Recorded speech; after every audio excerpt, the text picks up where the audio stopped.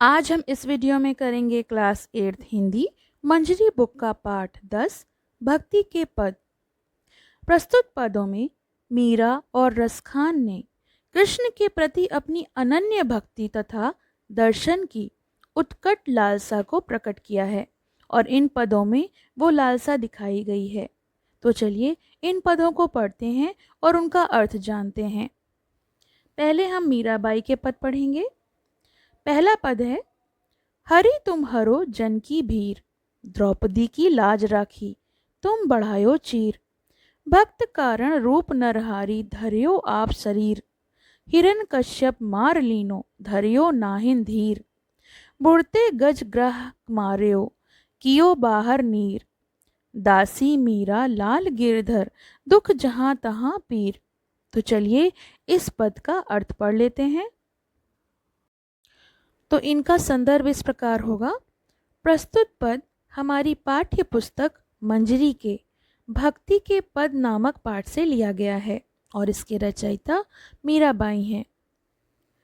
प्रसंग, प्रस्तुत पद में कवयित्री श्री कृष्ण से लोगों के कष्ट को दूर करने की प्रार्थना कर रही हैं कि किस प्रकार से वो लोगों के कष्टों को हर लें, उनके दुखों को दूर कर दें।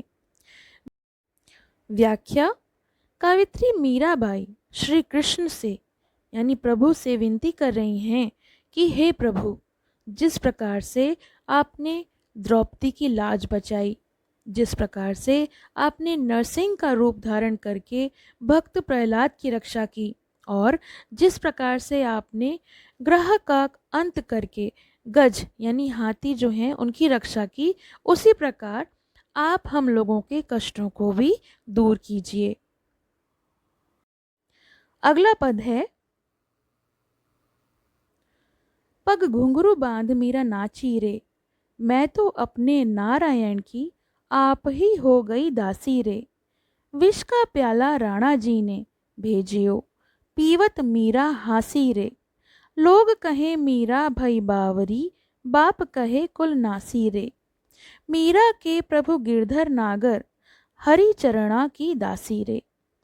तो इन पद की भी व्याख्या और संदर्भ देख लेते हैं। प्रस्तुत पद में मीराबाई ने श्री कृष्ण के प्रति अपने भक्ति की चर्चा की है और इसकी व्याख्या इस प्रकार है। मीराबाई जी कहती हैं कि मैं तो अब अपने आराध्य जिनकी हम पूजा करते हैं श्री कृष्ण की दासी बन चुकी हूँ, लेकिन उनकी इस भक्ति से उनके परिवार के लोग खुश नहीं हैं, क्योंकि जब मीराबाई श्री कृष्ण की भक्ति में लीन हो गई थी तो उनके पति राजा जी ने उन्हें विष का प्याला भेजा, जिसे मीराबाई ने हंसते हंसते पी लिया। लोग कहते हैं कि मीरा कृष्ण की दीवानी हो गई थी और उनके पिताजी कहते हैं कि मीरा ने कुल का नाश कर दिया था, यानी उनके कुल पे कलंक लगा दिया था। लेकिन इन बातों का मीराबाई पर कोई प्रभाव नहीं पड़ा, वे तो अपने आराध्य श्री कृष्ण की भक्ति में लीन थी। मीरा के भक्ति पद के बाद आइए रसखान के भक्ति पद को पढ़ते हैं और उनकी संदर्भ सहित व्याख्या जानते हैं। तो यहाँ पर भी दो पद दिए हैं। पहला है, बेन वही उनको गुन गाई ओ, कान वही उन बेन सोसानी। हाथ वही उन गात सरे अरु, पाई वही जो उही अनुजानी। जान वही उन प्राण के संगो, मान वही जो करे मनमानी। त्यो रसखानी वही रसखानी जो, है रसखानी सौ है रसखानी। तो चलिए इसकी व्याख्या पढ़ लेते हैं। संदर्भ, प्रस्तुत पद हमारी पाठ्य पुस्तक मंजरी के भक्ति के पद नामक पाठ से लिया गया है और इसके रचयिता रसखान जी हैं और इसका प्रसंग होगा। प्रस्तुत पद में रसखान जी ने श्री कृष्ण के प्रति अपनी अपार श्रद्धा और भक्ति की चर्चा की है। व्याख्या, रसखान कहते हैं कि वाणी की सार्थकता का तात्पर्य यहाँ पर है सफलता से, यानी हमारी वाणी जो हमारी बोली होती है वो तभी सफल हो पाती है जब वाणी के द्वारा हम अपने प्रभु के, अपने भगवान के गुण गाएं। और कानों की सार्थकता तब होती है जब कान के द्वारा प्रभु के गुणगान सुने जाएं।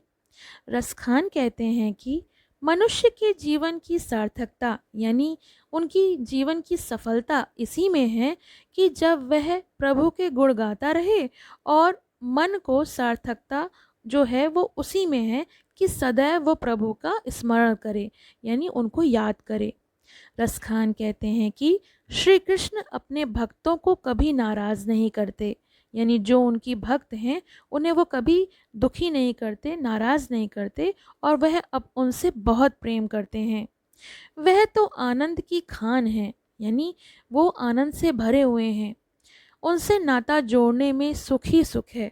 और दूसरा दिया हुआ है, या लकुटी अरु कामरिया, या लकुटी अरु कामरिया पर राज तिहु पुर को तजिडारो, आठहु सिद्धि नवहु निधि को सुख नंद की गाय बिसारो।